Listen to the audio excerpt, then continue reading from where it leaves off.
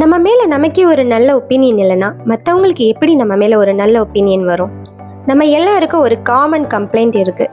எனக்கு மரியாதை கிடைக்கல, எனக்கு மதிப்பே இல்லைன்னு. ஆனால் ஒரு நிமிஷம் என்னை யோசிச்சு பாருங்க, நம்ம மேலே நல்ல கருத்து நமக்கு இருக்கா?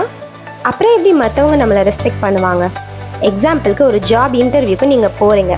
உங்களுக்கு நல்ல குவாலிஃபிகேஷன் இருக்குது, பட் நீங்களே உங்கள் மேலே நம்பிக்கை இல்லாமல் என்னால் முடியுமான்னு ஃபீல் பண்ணிவிட்டு ஓவர் திங்க் பண்ணிட்டு போனால் இன்டர்வியூ பேனலுக்கு அது புரியும். அதே மாதிரி தான் நம்ம டெய்லி லைஃப்பில் நம்ம செல்ஃப் இமேஜ் ஸ்ட்ராங்காக இருக்கணும், இல்லைன்னா நம்ம மேலே நமக்கே ரெஸ்பெக்ட் வராது. நீங்கள் எப்போவுமே நான் ஒரு சாதாரண ஆள் தான், என்னால் பெரிய விஷயம்லாம் பண்ண முடியாதுன்னு நினச்சிட்டு இருந்தீங்கன்னா உங்கள் லைஃப்பில் உங்களை சுற்றி இருக்க எல்லாருக்குமே உங்கள் மேலே இருக்க கான்ஃபிடென்ஸ் லெவல் குறைஞ்சிரும். பெரிய பெரிய விஷயம்லாம் சாதிச்ச எல்லாருமே மனிதர்கள் தான். அதே மாதிரி ஒரு தவறு நம்ம லைஃப்பில் பண்ணிட்டோம்னா அதே நினச்சி ஃபீல் பண்ணிட்டு இருந்தால் சரியாகாது. அந்த தப்பை ரிப்பீட் பண்ணாமல் இருக்க என்ன பண்ணணும்னு தான் நம்ம யோசிக்கணும். அதை பற்றி ஓவர் திங்க் பண்ணிவிட்டு நம்ம மேலே நாமளே ஒரு டவுட் வச்சுக்கிறோம். எல்லா சிச்சுவேஷன்லேயும் ஃபஸ்ட்டு நாம் ஸ்ட்ராங்காக இருக்கணும்.